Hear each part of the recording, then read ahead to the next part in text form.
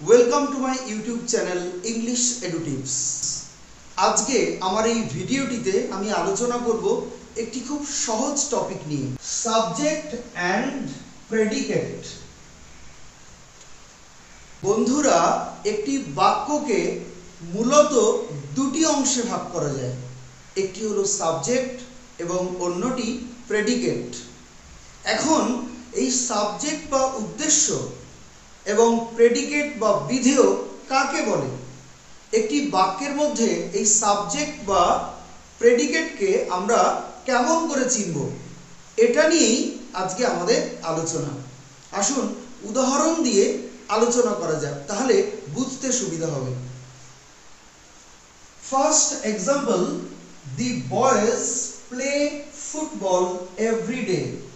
ছেলেরা প্রতিদিন ফুটবল খেলে।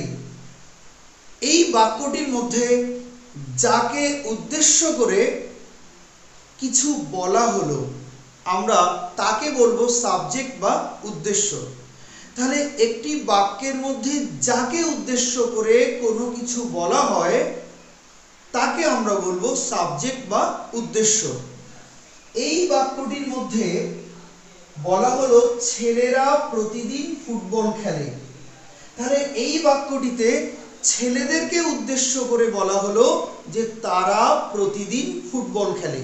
তাহলে এই বাক্যটির মধ্যে সাবজেক্ট বা উদ্দেশ্য হলো দি বয়েজ।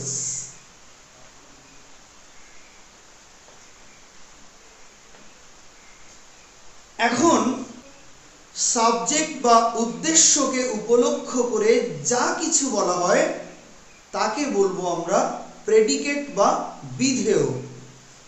এখানে ছেলেদের সম্পর্কে বলা হলো প্রতিদিন ফুটবল খেলে। তাহলে এই অংশটি বাক্যটির মধ্যে প্রেডিকেট।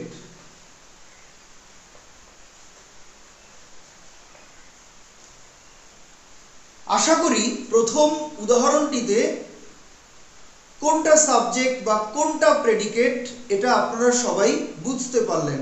এখন আমরা দ্বিতীয় এক্সাম্পলটিতে দেখে নিই কোনটি সাবজেক্ট কোনটি predicate. Second example, the sun rises in the east. সূর্য পূর্ব দিকে ওঠে। এই বাক্যটির মধ্যে কাকে উদ্দেশ্য করে কিছু বলা হলো? সূর্যকে উদ্দেশ্য করে আমরা বললাম পূর্ব দিকে ওঠে। তাহলে এই বাক্যটির মধ্যে দ্য সান, সূর্য, এটি হলো সাবজেক্ট। এবং এই বাক্যটির মধ্যে সাবজেক্ট বা উদ্দেশ্য সম্পর্কে কি বলা হলো? বলা হলো রাইজেস ইন দ্য ইস্ট, পূর্ব দিকে ওঠে। তাহলে সাবজেক্ট সম্পর্কে যা কিছু বলা হলো সেটাকে আমরা বলবো প্রেডিকেট বা বিধেয়।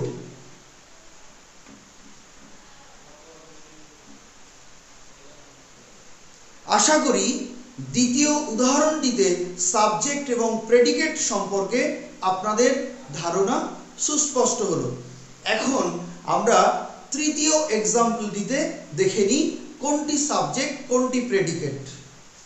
থার্ড এক্সাম্পলে বলা হচ্ছে Ritam reads in class 9। Ritam নবম শ্রেণীতে পড়ে।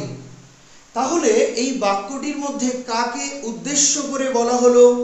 নবম শ্রেণীতে পড়ে, রিতমকে উদ্দেশ্য করে।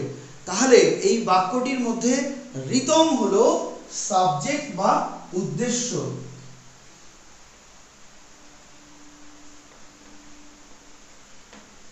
এবং এই বাক্যটির মধ্যে যে সাবজেক্ট বা উদ্দেশ্য রিতম, তাকে উদ্দেশ্য করে যা কিছু বলা হলো তাকে আমরা বলবো প্রেডিকেট বা বিধেয়।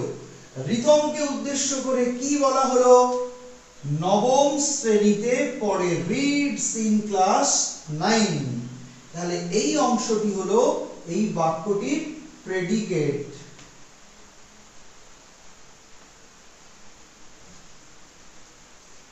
তাহলে বন্ধুরা, আমরা তিনটি উদাহরণ সহযোগে বুঝে নিলাম একটি বাক্যের মধ্যে কোন অংশটিকে আমরা সাবজেক্ট বা উদ্দেশ্য বলবো এবং কোন অংশটিকে প্রেডিকেট বা বিধেয় বলবো।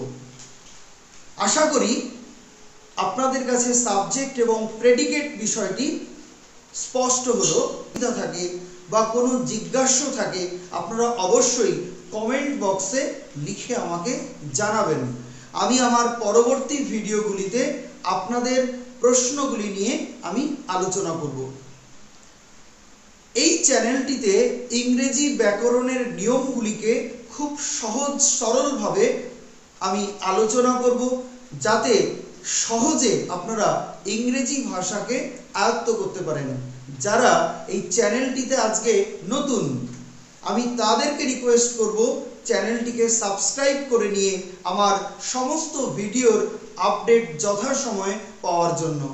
এবং এই ভিডিওটি আপনাদের ভালো লাগলে আপনারা ভিডিওটিতে লাইক এবং শেয়ার দিয়ে সবাইকে দেখার সুযোগ করে দেবেন। আজকে এ পর্যন্ত। আমার ভিডিওটি দেখার জন্য আপনাদেরকে অসংখ্য ধন্যবাদ।